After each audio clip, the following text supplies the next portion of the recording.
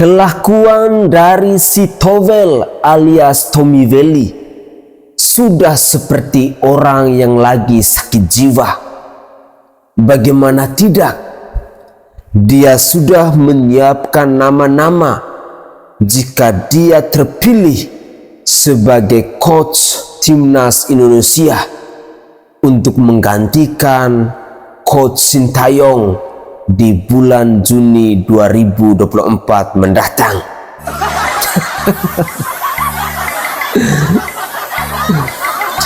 Assalamualaikum warahmatullahi wabarakatuh. Salam Om Swastiastu. Namo Buddhaya, salam kebajikan dan salam olahraga untuk kita semua. Saudaraku sebangsa dan setanah air, saya merasa lucu sendiri ketika melihat cuplikan video di mana Towel seolah-olah sudah dengan penuh percaya diri bahwa PSSI akan memilih dirinya untuk menggantikan Coach Sintayong. Padahal manusia yang satu ini adalah pribadi yang tidak jelas, pengamat bola pun tidak jelas, kameramen pun tidak jelas. Ya, begitulah. Sehingga tadi saya mengatakan bahwa si Towel ini kelihatannya mentalnya agak kurang beres. Mungkin sesegera mungkin untuk bisa dikirim ke rumah sakit jiwa agar bisa segera diperiksa kejiwaannya. Saudara, untuk lebih jelasnya saya ingin mengajak mirsa sekalian, mari kita simak bersama-sama keseruan dalam cuplikan video berikut ini tentang kelakuan Towel yang semakin hari sudah semakin tidak jelas ini. Mari kita cek bersama-sama. Di tahun ini, di musim ini, Bung Towel pelatih timnas. Oke. Siapa pemain-pemain yang akan Bung Towel pilih? Dari tadi kan kita bahas pemain tuh. Kenapa ini nggak dipanggil? Kenapa ini dipanggil? Nah, saatnya biar publik menilai masuk akal nggak ini? Iya. 3-4-3. 3-4-3. Oke. Nah, oke. 3-4-3. Oke. Di penjaga gawang. Jadi terlepas yang sakit cedera ini ya? Iya, betul. Iya, boleh. Nadio. Anggap semua fit ya. Nadio. Anggap semua fit ya. Nadio, Kiper Nadio. Argawinata. Center back tengahnya tengahnya Jordi Amat. Jordi Amat. Rizky Ridho sih di kanan, cuman apakah J.I. Jasmine bisa di sebelah kiri nggak ya? Ya Rizky Ridho di situ. Rizky Ridho. Ya. Oke. J.I. Jai. Jai. Bek kanan.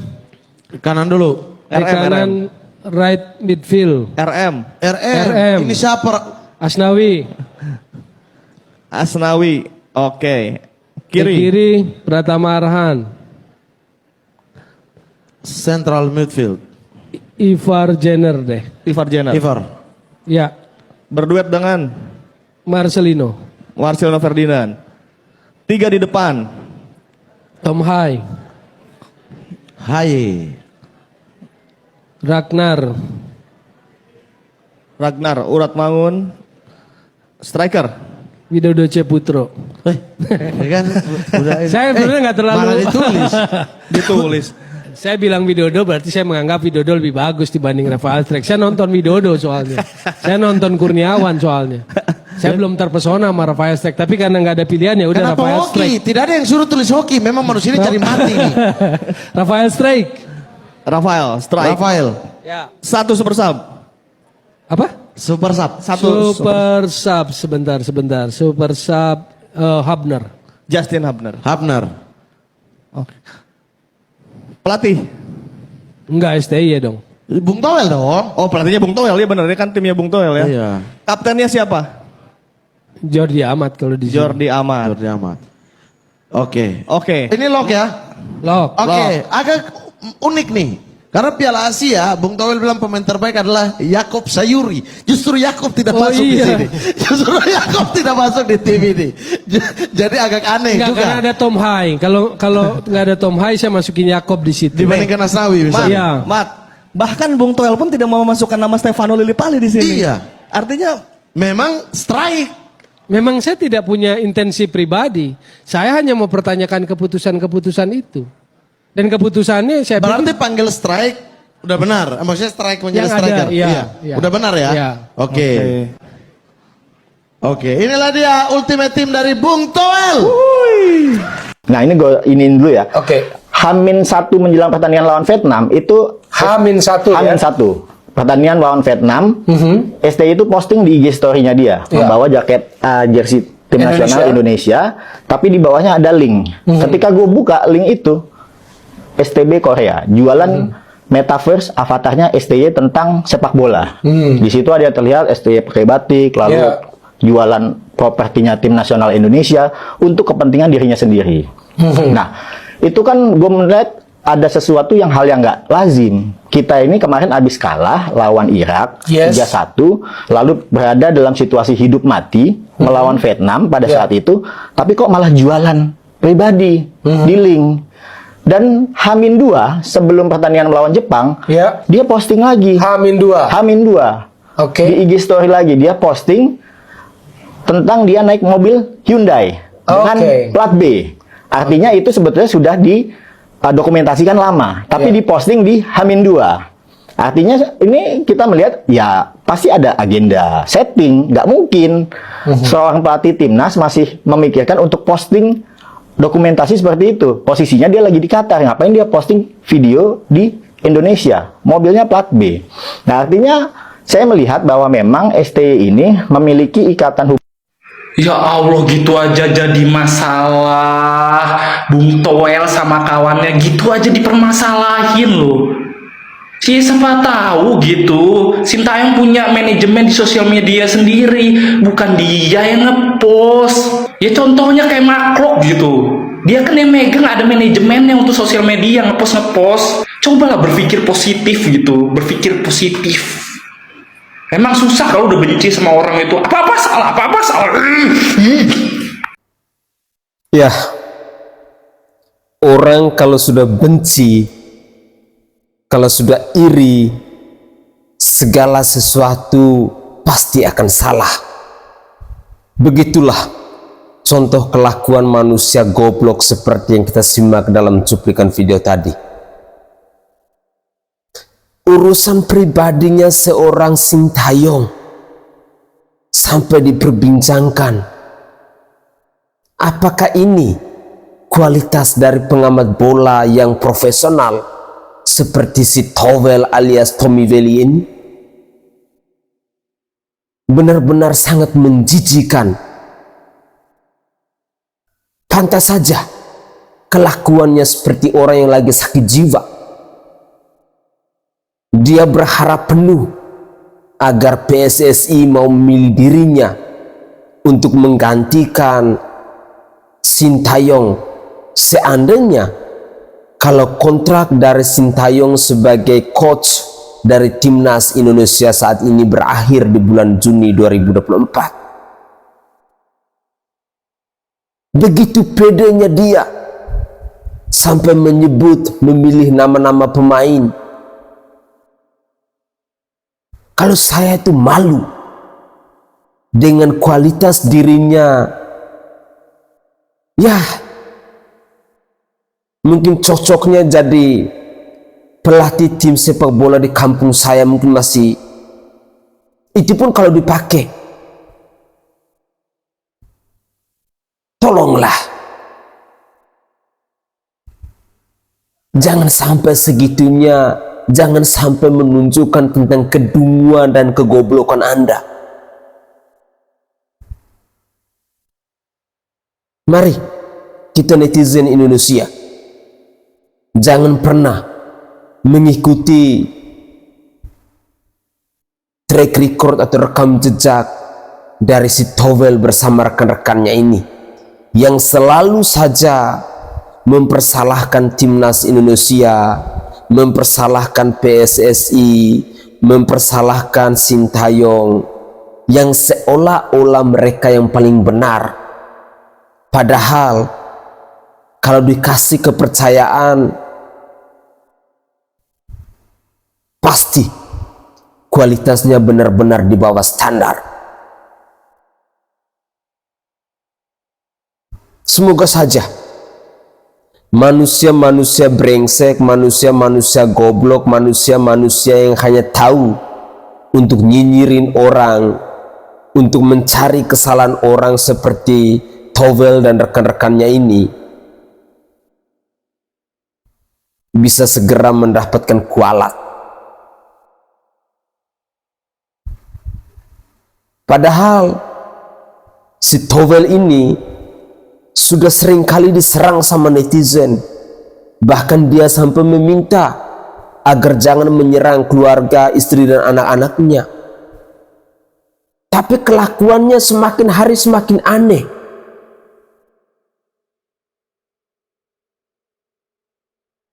Menjijikan. Mari kita simak lagi cuplikan video berikut ini. Nah lo, jadi polemik bentul kan? Gara-gara Bung Towel. Aduh, lari ke mana-mana ya. Tentang pemain naturalisasi terus yang dia bahas. Aduh, sampai saya bingung. Dia mau apa sih sebenarnya, maunya apa? Dia sendiri dia tuh pengamat bola, mengerti sebenarnya tuh mengerti. Dia itu mengerti sebenarnya, cuma nggak tahu dia cari panggung kayaknya. Dia mengerti. Ada pemain Brasil ke Portugal bingung pilih mana, Argentina atau Spanyol pilih mana bingung, Perancis, Aljazair, kan begitu. Sedangkan Cina sudah ada mulai naturalisasinya. Bahkan Qatar, bahkan Irak. Beliau ini tahu sepak bola, cuma dia ini kayaknya punya kepentingan gitu loh. Walaupun asistennya bilang masih baik-baik saja. Iya, baik-baik saja di depan, berhadapan. Kalau sudah baku belakang, kayak ngomong kayak comberan. Begitu. Kita ini juga pecinta timnas, bukan Bung Towel saja, kan begitu.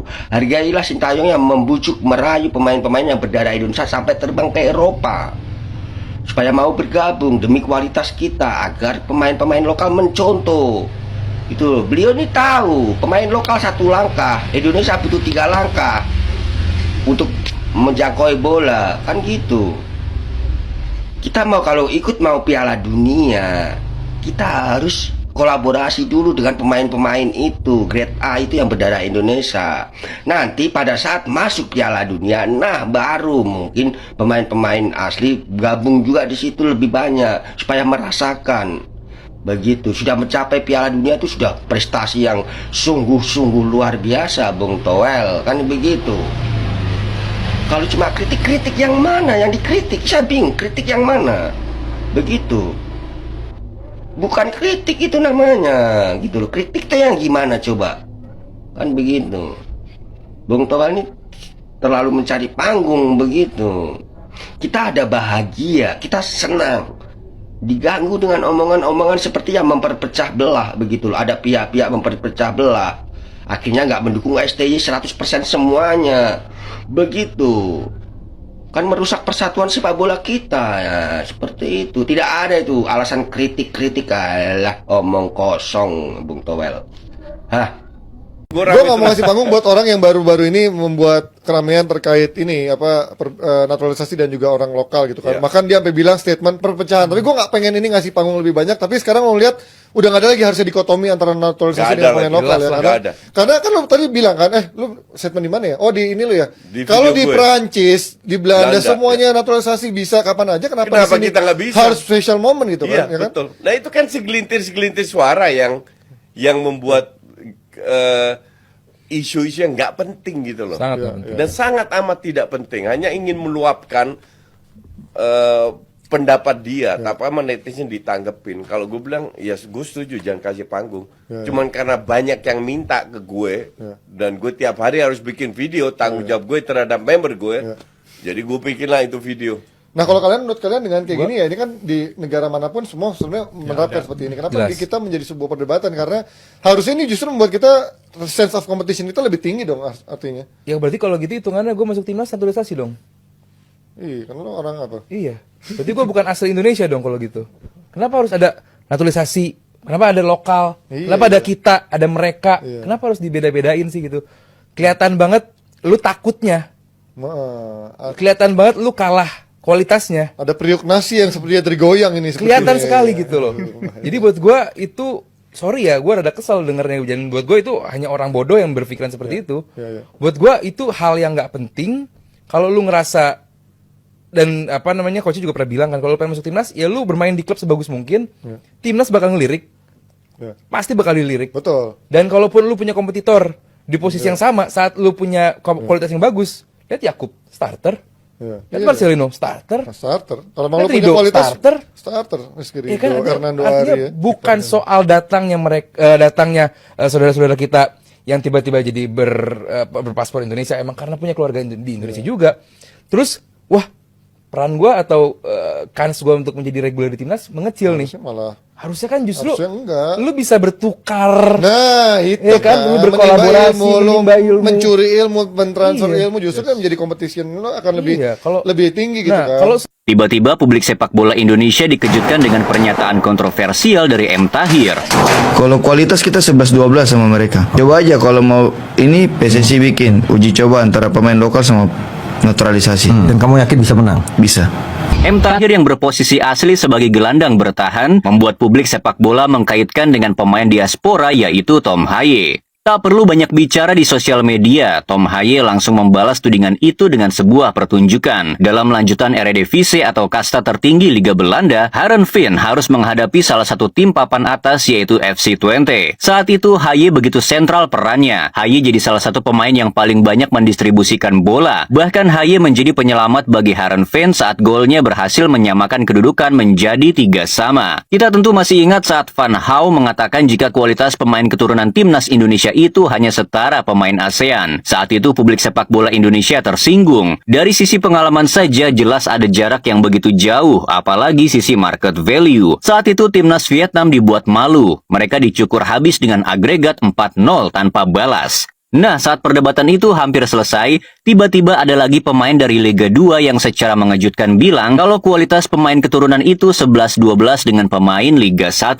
Tudingan yang bahkan lebih rendah dari yang Van Gaal katakan. Bayangkan pemain-pemain yang bermain di Liga Utama Eropa justru disamakan kelasnya dengan para pemain dari Liga 1. Jadi ada juga pertanyaan yang sebenarnya semua nanya ini dan gue rasa coach juga udah sempat bikin videonya soal komentar ya perbandingan 11-12 itu antara pemain di Liga 1 sama Liga luar. Stupid. I mean, lu mau merasa diri lu selevel sama Tom Haye yang main di Eredivisie? Come on, please deh. Liga kita itu rank berapa di FIFA? Eredivisie itu rank 6 loh di Eropa. I mean, lu kan bisa kelihatan. Di lapangan aja kelihatan. Yang Jenner yang main di Utrecht U23, U23 Bus Hubner, Strike yang main di cadangannya Den Haag. I mean kan masa harus kita jelaskan lagi. Nggak, apalagi pas lawan Australia Piala Asia kemarin, ini beda nih main walaupun kalah ini mainnya bagus banget. Australia dia bokok-bokok babak pertama. Jepang 0 peluang babak pertama. Terus lu main Liga 1. Dan dia main Liga 2 baru promosi yang ngomong gitu. I mean, come on. ya semua orang boleh berpendapat tentang bola ya. Tapi apalagi dia nantang sih coach. Apa? Nantang jadi enggak, gue malah kalau misalnya terjadi, jatuhnya malah perang otot. Iya, betul. Enggak ada gunanya ditantang, enggak perlu. Sama kayak ada bocah datang umur 22, coach gue pengen nantang lu debat di TV tentang bola. Elah masa gue ladenin gitu, ngerti gak lu? Jadi inget di channel lain. Lu 22 tahun, gue 40 tahun nonton bola gitu loh. Lu belum lahir, gue udah nonton bola. Mungkin gue lebih tua daripada bokap lu gitu. Terus lu mau nantang gue debat, ya sama kayak begini juga analoginya. Lu mau nantang, please. Dan kalau lu cerita ke pemain-pemain diaspora ini, diketawain. Nggak digubris malah. Jadi nggak digubris, jadi ya kocak aja sama kayak lu nantang ya Liga pemain Liga 1 11-12 sama pemain timnas Brazil. Coba kita tantang di lapangan. Ini kan kocak gitu. Emang terus lu pikir diladeni sama pemain timnas Brazil kan enggak? Ini ngapain jadi cedera doang? Iya, dan ini juga ya ngapain diladenin? Oke. Tapi ya sekali lagi ya dia punya hak juga untuk mengeluarkan pendapat dia. Oke. Ya, cuman nggak usah netizen aja yang terlalu lebay ngegoreng. Ya karena memang digoreng gue paham juga karena statement yang lucu. Iya. Untuk gue juga statement yang lucu tentunya. Jersey belum selesai, Dia muncul. dia muncul dengan statement ini. Bahasanya nggak ada habisnya bulan, padahal udah mau lebaran. Iya. Oke. Ini Ya, tidak Towel, tidak Tahir. Tidak kelompoknya Towel, tidak kelompoknya Tahir. Sama-sama bodohnya.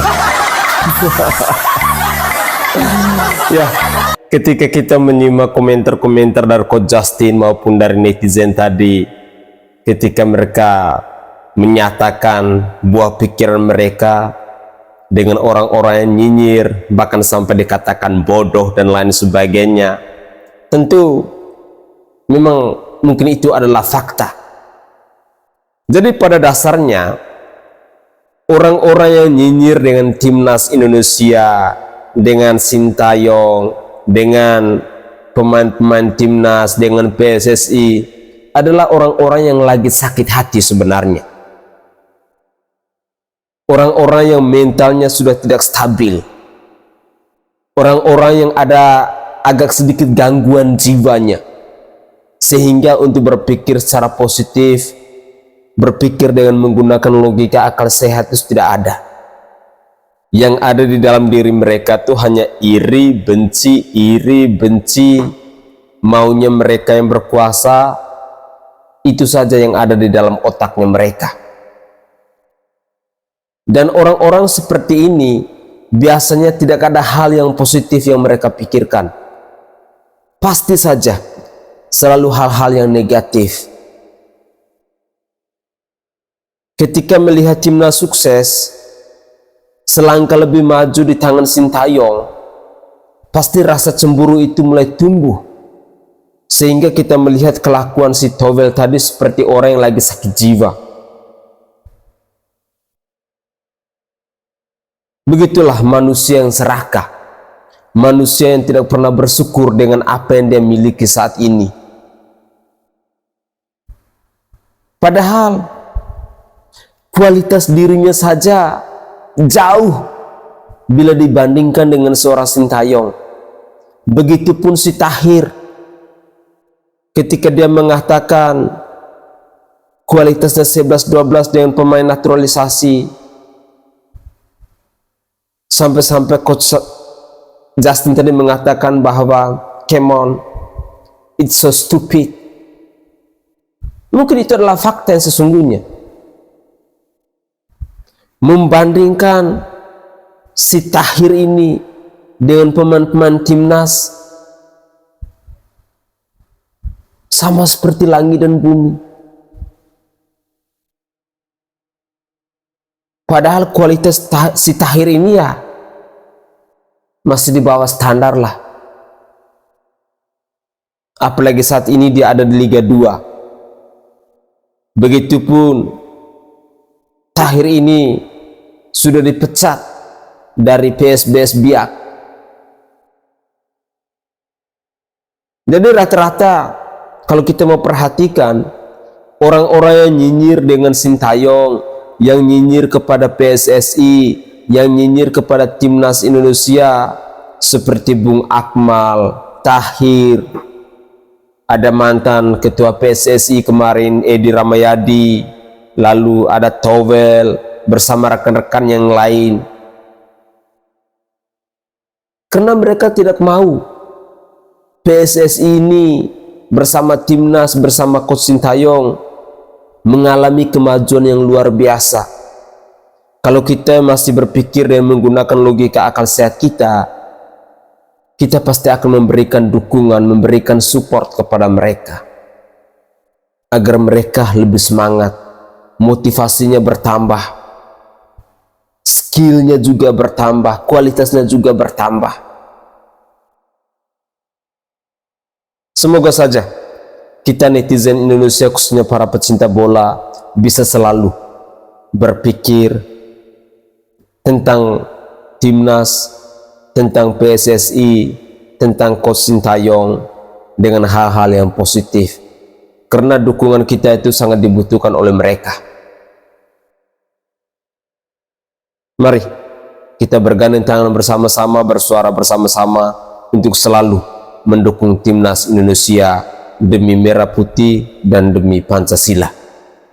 Saya Sainai dari Provinsi Nusa Tenggara Timur. Saatnya kita yang rakyat jelata harus berani untuk bersuara. Salam hormat, salam NKRI, dan salam Pancasila untuk kita semua.